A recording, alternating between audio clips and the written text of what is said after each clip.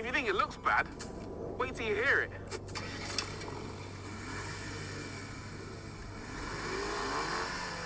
Oh, that's just You sad. just can't take it seriously.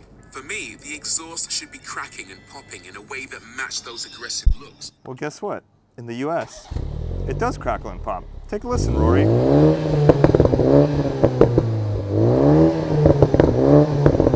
All the popcorn you could ever want. Now let's go drive it. Supra 2-liter that does crackle and pop. As surprised as some of you might be over on the other side of the pond, we're gonna take it for a little drive. But this road sucks for a review. Let's fix it with editing. All right, we are on a better road. We're in second gear, and this is the 2021 Toyota Supra with the 2-liter Turbo 4 engine. Is it slow?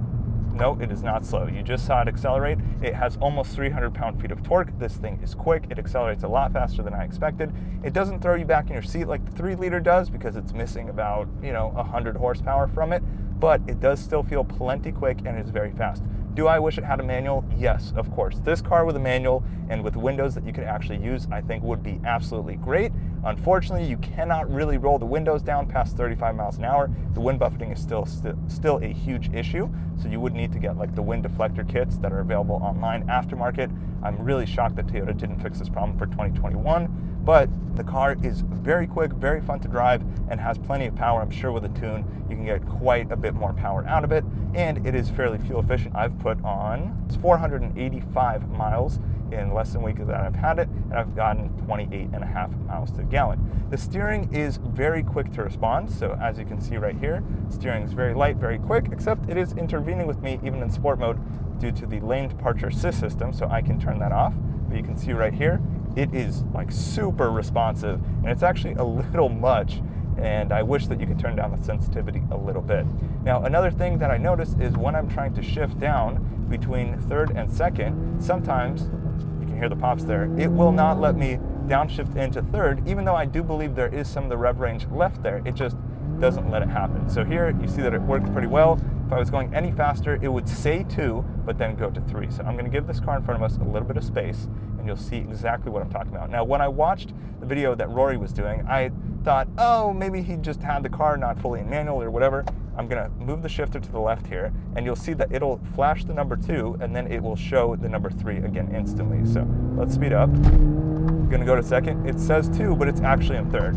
It says 2, but it's actually in third. I tap it, it says 2, but it's actually in third. One more time, tap it, it says 2, but it's actually in third. It's a very strange thing. It should just say like shift unavailable or just not even flash the 2, but then sometimes you can get the 2 right there. I wish the red line was a little bit higher. It's really about 6,500 RPM. It feels a little bit lower, and the car seems to run out of second gear fairly quick. Now we're gonna turn around. The U-turn radius is pretty good, and again, put your foot down in second gear, boost builds up, does pretty well, and the shifts are quick. You can see it right there, and it does kind of a cool animation there on the screen. Toss it into third gear, put your foot down, and the car has plenty of power. It is definitely not slow by any means, and I found myself going faster than I expected to, except you don't really get the drama and the sensation. The sound isn't necessarily that exciting or loud. Right there, it did the third and second shift thing again. But the thing is, this car is very fast, but you don't feel it. It's not sensational, and that is very strange. If you've driven something like a Miata, you know the feeling of slow car fast, where you're going fairly slow, but it feels quick and thrilling. In this car, because you're cocooned, because it feels so sporty and so tight, you actually don't feel the speed. So you could be doing almost triple-digit speeds in the mountains, and you don't feel it. The car is very capable. I've only driven it at about 7/10, I'd say, maybe 6 or 7/10. It feels great. I'm going pretty quick, but it's just not that exciting to me. So if you want a performance car, this will do a great job. If you want a car that feels more fun and will keep you in less trouble, I would say you could go for something like a Miata, or dare I say it, a GT86 or BRZ.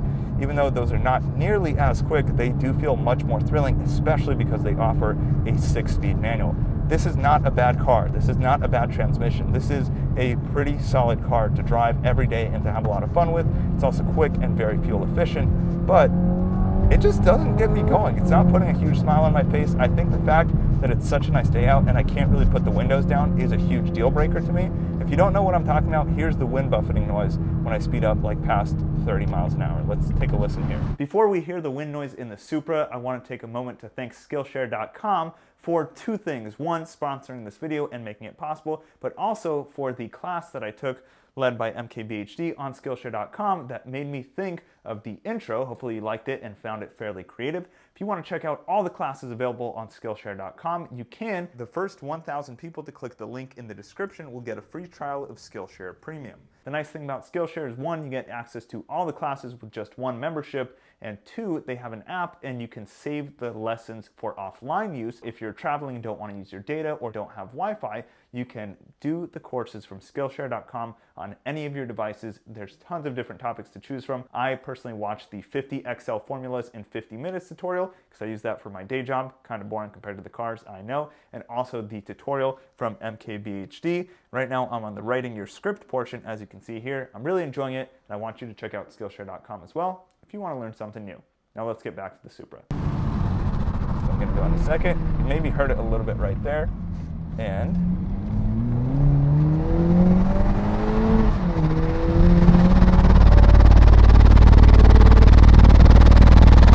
right there.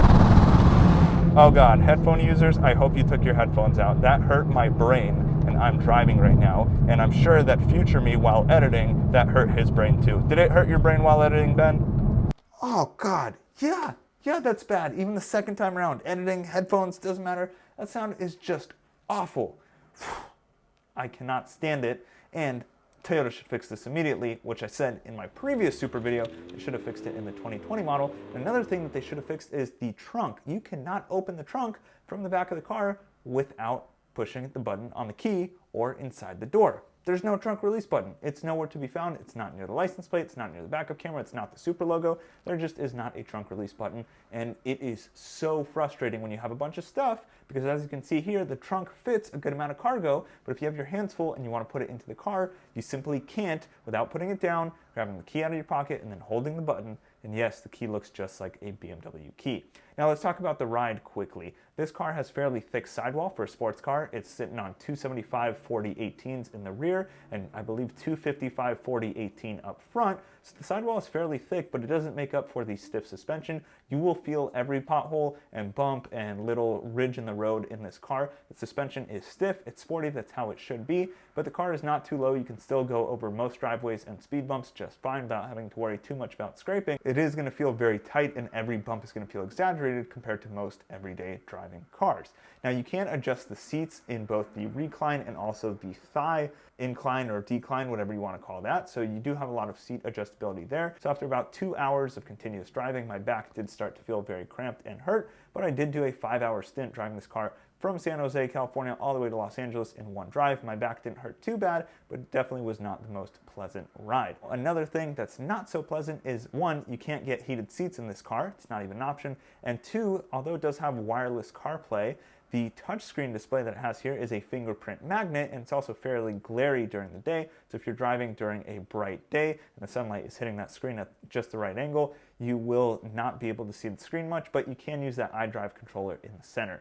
In the center, we also have 2 cup holders and a little storage cubby behind that, so it actually has decent storage space. And we have a little net in the passenger footwell, so if you want to keep your phone from flying around, or a small water bottle, your wallet, something like that, you can either put it in the glove box or that netted area. And the car is pretty nice to drive in the canyons and have a lot of fun with.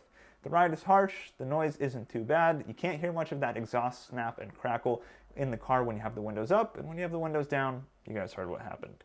So overall, the Supra 2.0, very solid car, very fuel efficient, easy to park, easy to drive daily. It's not too low. It looks absolutely killer, but personally, I would try to save up for a 3-liter Supra or buy a used one if I was able to buy a new 2-liter, or if I wanted a little bit more of a thrill, I would buy a car, maybe even like a BMW 135i with M Sport or a 240i.